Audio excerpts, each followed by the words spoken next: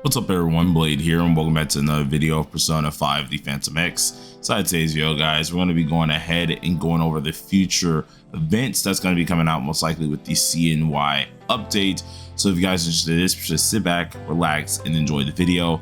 Hit the like button, hit the subscribe button. Today I'm still feeling kind of the same as yesterday, so I am a little bit murky, but we are going to try and do a stream today as well. It should be around like 2 or 3 o'clock in the afternoon. For most people, 2-3 p.m. EST, and yeah, we're gonna see exactly if we can get on through it. So hope to see a lot of you guys there, but let's go ahead and talk about it here. So we do know the time period for the update is about to come out very soon. We're seeing some of the banners slowly trickle away here with like 2 days left, which it's about time. It was a long patch time period, and finally we are going to get into the Chinese New Year update. Now, with this in mind, we've already know that, of course, CNY Ren Lion Dance, whatever you want to call her. I think her new name is like Firecracker Ren. If you want to call her all of those, cool. But we do know those characters are going to be coming out. It's going to be pretty interesting to see like what's going to, well, at least that character's going to be coming out. It's going to be pretty interesting to see what type of buff she's going to get. But alongside of that, we do have a ton of events here. So on my screen, you guys should see, hold on, you should see my, yeah, there it is, Tumblr. That's gonna pop one up here, as well as a couple other things that's gonna pop up that you guys are probably gonna know about. So let's go ahead and actually zoom in so we don't have that little black bar at the bottom. But we have the Tumblr here, which we're gonna go over the events that we can see as well. But the main thing I want to look at is the spreadsheet. Now, this spreadsheet was created by Sages, one of the people inside of my Discord, or probably inside of majority of the P5X communities here.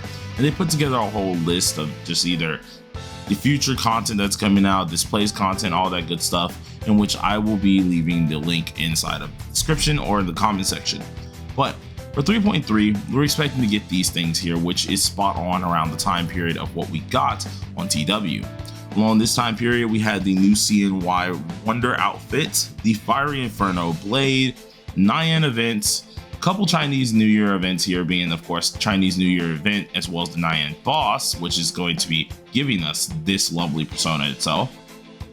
Double revelation cards, which honestly, we have not seen one of these in a very long time, or at least I haven't seen them in a minute. So I am wondering where that's going to be at. And then Mithrim's spending event, another spending event for most people who are usually going to be spending anyways, and a new limited time gachapon. Now, limited time gachapons are now one of the few things that are going to be very often inside the game. So you do want to be able to collect these dudes whenever they do come out, because as long as you're collecting them when they come out, of course, you get free gems out of it, and you might as well try to get them. But I wanted to break this down bit by bit here. One of the first things was the CNY Wonder outfit. Now, the CNY Wonder outfit was honestly, before, of course, we got the new one here, the first of its kind. Okay, this was an awesome fit. It totally looked different compared to the swimsuit one, which the swimsuit one was all right, but this was one that was genuinely fantastic here. We love the look of it, of course. It changed all different types of effects, highlights, and stuff like that.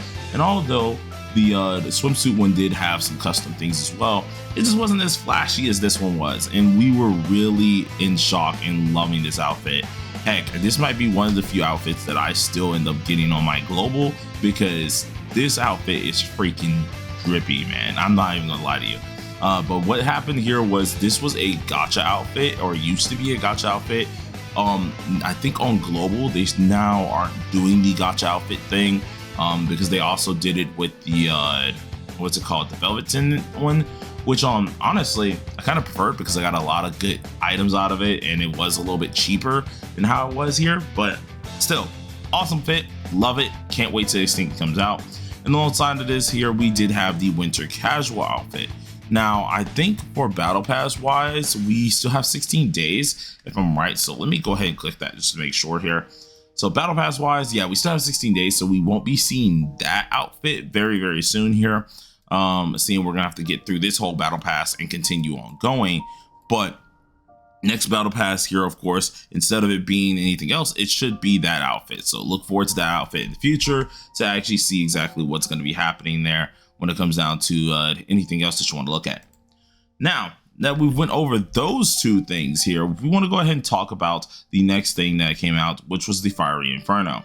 Now, the Fiery Inferno is a very good dagger itself, and I want to go ahead and pull this on up here because this dagger is going to be your go-to dagger for most fire characters anyways, and it is insanely good.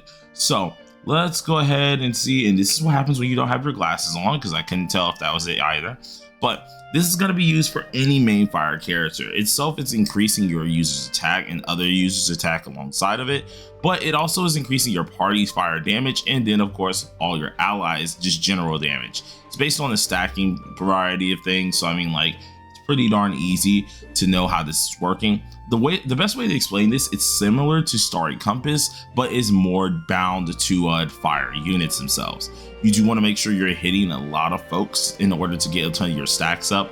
Of course, if you're Makoto Yuki, you're just Makoto Yuki, so it doesn't really matter. Your teammates are probably going to allow you to do that as well. But you're going to be able to get your stacks pretty darn easily, and they're going to be an exchangeable dagger. So if you're a person who's looking forward to Rin, if you're a person who's looking forward to Makoto Yuki, this is going to be a dagger that you want to go ahead and pick up because it's actually pretty darn good. Now, when it does come down to the next one that we want to talk about here, we're talking about the NIAN event. Now, the NIAN event, I don't know if they have a picture of it, but you fight this dude, right? If you guys have played Trial of Thorns here, there's a bunch of different lists of things that you got to go fight. You get these little multipliers for the bosses technically, and nerfs for yourself.